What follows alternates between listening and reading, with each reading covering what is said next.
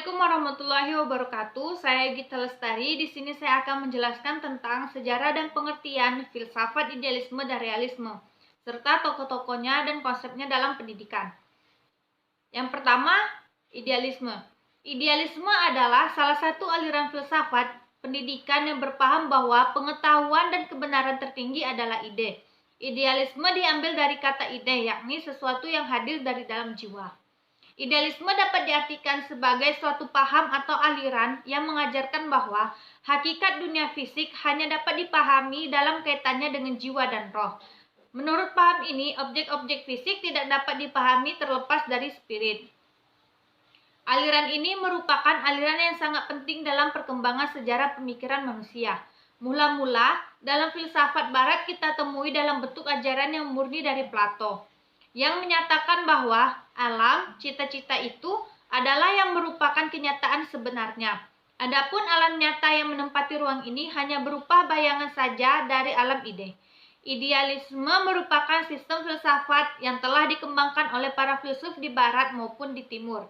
Di timur, idealisme berasal dari India kuno, dan di barat idealisme berasal dari Plato, yaitu filsuf yang hidup pada tahun 347 sampai dengan 427 sebelum Masehi. Dalam pengertian filsafat, idealisme adalah sistem filsafat yang menekankan pentingnya keunggulan pikiran, roh atau jiwa daripada hal-hal yang bersifat kebenaran atau material. Filsafat idealisme secara umum disebut sebagai filsafat abad 19. Namun sebenarnya konsep-konsep idealisme sudah ada sejak abad 4 Masehi, yaitu dalam ajaran Plato. Plato mempercayai bahwa segala sesuatu yang dapat diindrai adalah kenampakan semata. Realitas yang sesungguhnya adalah ide-ide atau bentuk-bentuk asal dari kenampakan itu. Ide-ide merupakan dunia universal abadi yang tidak berubah. Apa yang nampak hanyalah refleksi atau bayangan dari konsep-konsep yang ada di dunia atau universal abadi, maka selalu berubah. Pada abad 19, pandangan ini kembali mendapat tempat dalam percaturan pemikiran. Salah satu tokoh yang sangat berpengaruh adalah Hegel. Hegel mengatakan bahwa realitas yang sesungguhnya adalah jiwa. Jiwa itulah inti dari keberadaan dunia ini. Jiwa mengambil bentuk objektif tertentu sehingga dapat diindrai dengan perantaraan dialektika. Pikiran manusia menjadi penentu sebuah kebenaran. Segala sesuatu yang dapat diindrai ini pada dasarnya hanyalah persepsi atau sensasi fisik saja. Karena indera tidak mampu secara lengkap memahami seluruh realitas. Jadi, secara umum, idealisme adalah pandangan yang menganggap hal yang terpenting adalah dunia ide-ide. Sebab realitas yang sesungguhnya adalah dunia ide-ide tersebut. Ide-ide tersebut bisa berupa pikiran-pikiran manusia rasional, bisa juga berupa gagasan-gagasan kesempurnaan. Tokoh-tokoh dalam aliran idealisme ini yaitu Plato, Hegel, David Hume, dan Al-Ghazali. Selanjutnya, konsep pendidikan menurut idealisme. Yang pertama, ontologi idealisme, yaitu hal-hal yang bersifat realitas atau nyata, seperti halnya spiritual dan mental pada manusia. Yang kedua, epistemologi idealisme, yaitu pengetahuan yang benar diperoleh melalui intuisi dan pengingatan kembali melalui berpikir. Kebenaran hanya mungkin dapat dicapai oleh beberapa orang yang mempunyai akal pikir yang cemerlang. Yang ketiga, aksiologi idealisme. Yang keempat, metafisika idealisme, yaitu secara absolut kenyataan yang sebenarnya adalah spiritual dan rohania. Sedangkan secara kritis yaitu adanya kenyataan bersifat fisik dan rohania. Tetapi kenyataan rohania lebih berperan. Dan yang terakhir, humanologi idealisme, yaitu jiwa dikaruniai kemampuan berpikir yang dapat menyebabkan adanya kemampuan memilih. Prinsip-prinsip aliran filsafat idealisme yaitu, yang pertama, menurut penganut idealisme, dunia beserta bagian-bagiannya harus dipandang sebagai suatu sistem yang masing-masing unsurnya saling berhubungan. Dunia adalah suatu totalitas, suatu kesatuan yang logis dan bersifat spiritual. Yang kedua, realitas atau kenyataan yang tampak di alam ini bukanlah kebenaran yang hakiki, melainkan hanya gambaran atau dari ide-ide yang ada dalam jiwa manusia. Dan yang ketiga, idealisme berorientasi kepada ide-ide yang teosentris atau berpusat kepada Tuhan, kepada jiwa spiritualis, dan kepada norma-norma yang mengandung kebenaran mutlak.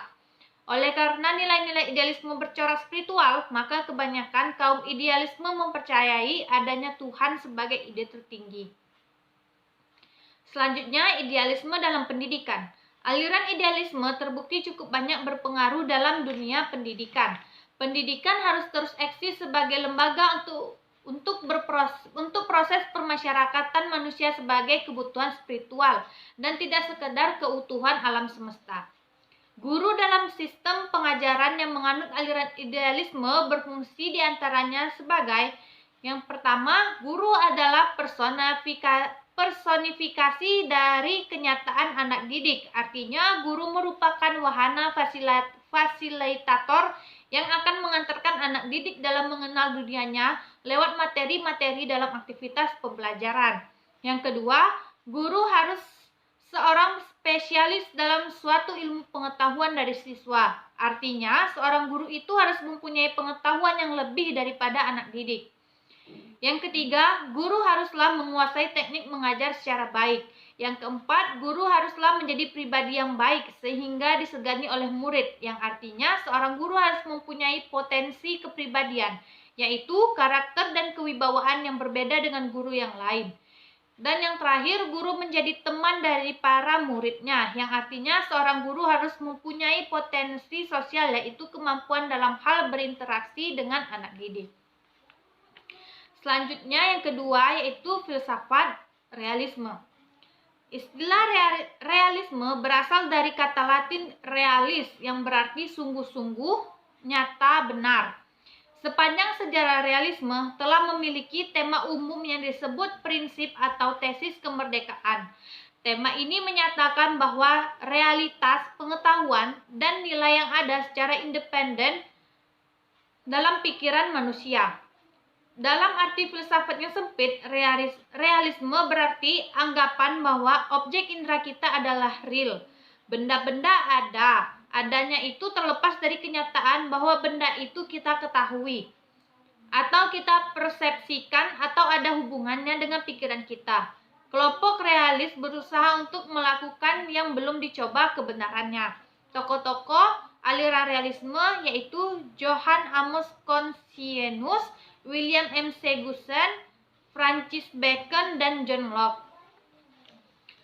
Selanjutnya, konsep filsafat menurut aliran realisme.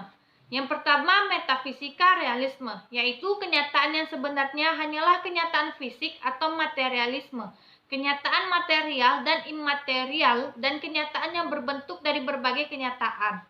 Yang kedua, humanologi realisme, yaitu hakikat manusia terletak pada apa yang dapat dikerjakan.